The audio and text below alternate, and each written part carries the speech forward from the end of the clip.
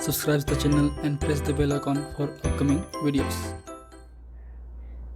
Hello friends, welcome to my channel Pharmacology Concepts by Rajesh Chaudhary, and in this video I will discuss about the basic organic chemistry of the pyrrole. I will discuss about the structure, properties and the synthesis of the pyrrole. तो आज की video में हम बात करेंगे pyrrole के basic structure के बारे में, उसकी प्रॉपर्टीज़ के बारे में और उसके सिंथेसिस के बारे में, जो कि बहुत ही इंपॉर्टेंट टॉपिक है। ये जो टॉपिक है आपके heterocyclic compounds unit number 3 pharmaceutical organic chemistry 3 आपके बी फार्म 4th सेमेस्टर का पार्ट है। So if you want to watch my previous videos regarding the organic chemistry, pharmacology और medicinal chemistry for the B pharm 4th semester, you can check description box below or by using this link. So now let's discuss about the topic.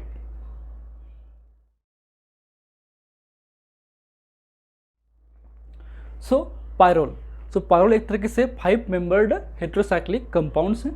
तो ये आपके basic structure है pyrrole का, जिसको हम azole भी बोल सकते हैं आपके हैंड्स विडमेन नॉमेनक्लेचर सिस्टम्स के हिसाब से। तो बात करें हम पायरोल की, तो एक तरीके से ये आपका रेजोनेंस स्ट्रक्चर है, ये आपका सिंपल स्ट्रक्चर है। इनमें एक तरीके से एक लोन पेयर होता है और ये जो लोन पेयर है आपके ये इनकी एरोमेटिक रिंग पे इन्वॉल्व होता है। तो बात करें इस पायरोल की, तो पायरोल एक तरीके से एरोमेटिक रिंग है, मीन्स जो भी एरोमेटिक कैरेक्टर्स के जो भी आपके रूल्स होते हैं, हगल्स रूल्स होते हैं, उन सबको ये फॉलो करता है। ये आपके साइक्लिक नेचर का होता है। उसके अलावा इनके सारे जो एटम्स हैं, एन है या फिर कार्बन एटम हैं, जो भी हैं वो सारे sp2 हाइब्रिडाइज्ड होते हैं। उसके अलावा जो NaH है या फिर CH है, उसके बीच में sp2s हाइब्रिडाइज्ड होता है। ये प्लेनर स्टेज होता है और इस पर 4n+2 पाई इलेक्ट्रॉन होते हैं, मीन्स 2, 6, 10, 14 इस तरीके से इलेक्ट्रॉन होते हैं इस पर। तो हम देखते हैं इसमें कितने इलेक्ट्रॉन हैं। इनमें होते हैं 1, 2, 3, 4, 5, 6 5 इलेक्ट्रॉन, इसलिए एक तरीके से ये एरोमेटिक रिंग है। और ये जो पायरोल है एक तरीके से बेसिक प्रॉपर्टी का होता है। इसका जो pKb है वो अप्रोक्सीमेटली होता है 13.6, ठीक है। लेकिन इसका जो कॉन्जुगेटेड एसिड है, अगर इसको हम H3O आयन के साथ रिलेट कराएंगे तो ये बनेगा आपका पायरोलिनियम आयंस बनेंगे। और ये एक तरीके से नॉन एरोमेटिक है और इसका जो नेचर है वो होता है एसिडिक नेचर का होता है, ठीक है। इसका जो pKa है अप्रोक्सीमेटली 0.4 होता है, तो बहुत ही हाईली एसिडिक नेचर का होता है इसका पायरोलियम आयन, जो कि इसका कॉन्जुगेटेड एसिड है, ठीक है। ये आपके नॉन एरोमेटिक है, जबकि ये आपके एरोमेटिक है। इसमें एरोमेटिक नहीं होती हैं क्योंकि इसमें जो है केवल आपके एक तरीके से 2 बॉन्ड ही होता है। इस पर आपका लोन पेयर नहीं होता, इसलिए ये आपके नॉन एरोमेटिक है या फिर एंटी एरोमेटिक हम बोल सकते हैं। तो बात करें इसकी बेसिक प्रॉपर्टी की, इसका जो मॉलिक्यूलर फॉर्मूला है वो होता है आपका C4H5N या फिर C4H4NH, ठीक है। ये एक तरीके से कलरलेस लिक्विड है। इसका जो बॉइलिंग पॉइंट है वो अप्रोक्सीमेटली होता है 129 to 130 डिग्री सेंटीग्रेड। बात करें इसके एक्सपोजर की, तो नॉर्मल कंडीशन में ठीक रहता है, लेकिन जैसे ही वो आपके एयर के साथ में एक्सपोज होता है, जो कलर उसका है डार्कन या ब्राउन कलर का हो जाता है, means it turns brown colour in exposure to the air. Next आपका सोलबिलिटी, जो सोलबिलिटी है इसकी, ये वाटर में बहुत ही कम सोलबल होते हैं, means slightly soluble in the water but soluble in the alcohol and ether. ये ईथर और एल्कोहल के साथ में फ्रीली सोलबल होता है, ठीक है। जो pKb है वो आता है 13.6, इसलिए वीक बेस है एक तरीके से। बात करें पायरोल की, तो pyrrole occurs in the coal tar and bone oil. तो कोल टार में भी पायरोल्स होते हैं, उसके अलावा आपके बोन ऑयल्स में भी होते हैं। इसके अलावा it also present in the many things like alkaloid, chlorophyll and haemoglobin.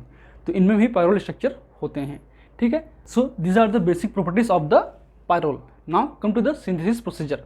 तो पहले इसको हम बोन ऑयल से भी एक्सट्रैक्ट आउट करते थे।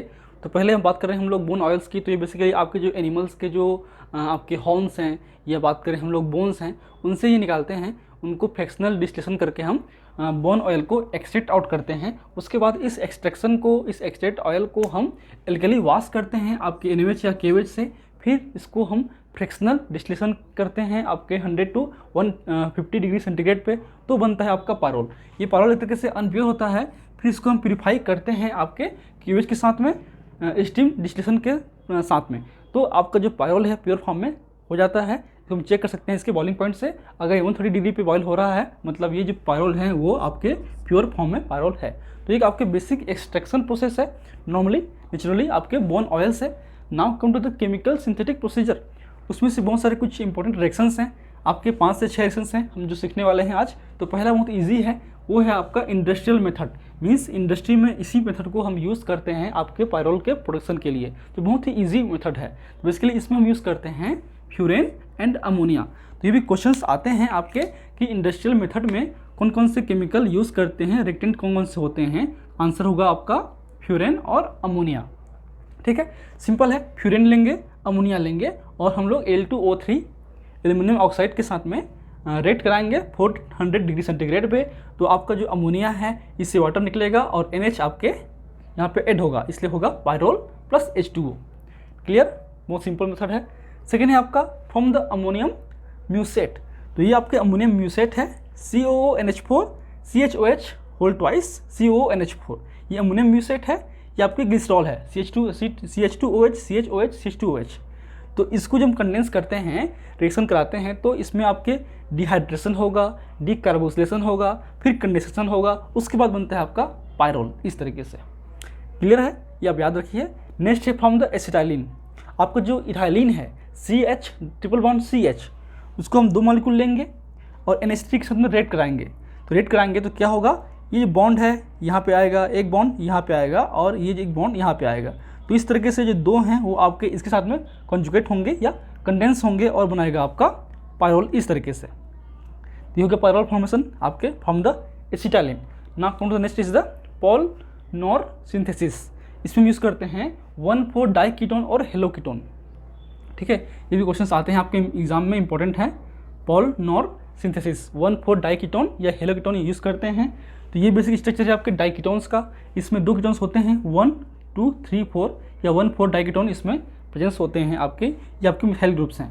तो ये आपका अमोनिया है। तो बेसिक स्ट्रक्चर जो हम इसको इस तरह से भी कर सकते हैं, इस तरीके से। तो ये आपका यही है 1, 2, 3, 4, 5, 6, 1, 2, 3, 4, 5, 6। तो ये 1, 2, 3, 4 या 1, 2, 3, 4 इनमें आपके डाइकीटोन्स प्रेजेंस होते हैं। तो ये अमोनिया के साथ में कंडेंस होके क्या बनाएगा, आपका बनाएगा 2,5 डाइमिथाइल पायरोल। इसमें आपके H2SO4 as a catalyst use होगा। तो एक तरीके से ये आपका 1 पोजीशन है, ये 2 है, ये 3 है, 4 है, 5 है, इसलिए 2,5 डाइमिथाइल पायरोल आपका बनेगा आपके पॉल नॉर सिंथेसिस के थ्रू। सिमिलरली होता है आपका हैंड्स सिंथेसिस, जो कि हैंड्स विडमैन जो आपके नॉमेनक्लेचर दिया था उसी ने ही एक सिंथेसिस किया था पायरोल का। उन्होंने आपके कीटोस्टर लिया था, ये कीटोस्टर्स है, ये 2 कीटोन्स हैं, ये आपके स्टर्स हैं। ये क्या आपका इथाइल स्टर CH3CH, ठीक है, CH3CH2O, ये हो गया ethyl ester of the ketone. तो आपके इसमें लेता है हेलोकीटोन, ये आपके हेलोकीटोन है, ये कीटोन फॉर्म है CH3CO CH2Cl को करेंगे साथ में, रिएक्शन कराएंगे अमोनिया के साथ में। तो ये बनेगा आपका, ये पोजीशन नंबर 1 है, ये 2 है, ये 3 है और ये 5 है। ठीक है, तो क्या हो गया, इथाइल, ये आपका इथाइल है CH3CH2 इथाइल कार्बोक्सिलेट। ये इथाइल कार्बोक्सिलेट कंपाउंड है एक तरीके से। तो इस इथाइल कार्बोक्सिलेट पे क्या क्या है, इथाइल 2,5 डाइमिथाइल 1H पायरोल 3 पे कार्बोक्सिलेट। तो ये हो गया आपका स्ट्रक्चर हैंड्स सिंथेसिस का। Now come to the next is the from the two butene 1,4 diol. तो ये आपके 2-ब्यूटीन 1,4 डाइओल है, ये CH2C ट्रिपल बॉन्ड C। ये आपका 1, 2, 3, 4 ब्यूटेन है, ब्यूटेन पे 2 पोजीशन पे आइन है और इस 1 और 2 पे क्या है, 1 और 4 पे क्या है, ऑल है, इसलिए 2-ब्यूटीन 1,4 डाइओल। इसको हम करेंगे रिएक्शन अमोनिया के साथ में सिंपली, तो बनेगा आपका पायरोल। तो इस तरीके से इन मेथड्स का यूज़ करके हम आपके पायरोल को सिंथेसिस कर सकते हैं। जो मोस्ट इंपॉर्टेंट हैं वो आपके पॉल हैं, आपके हैंड सिंथेसिस हैं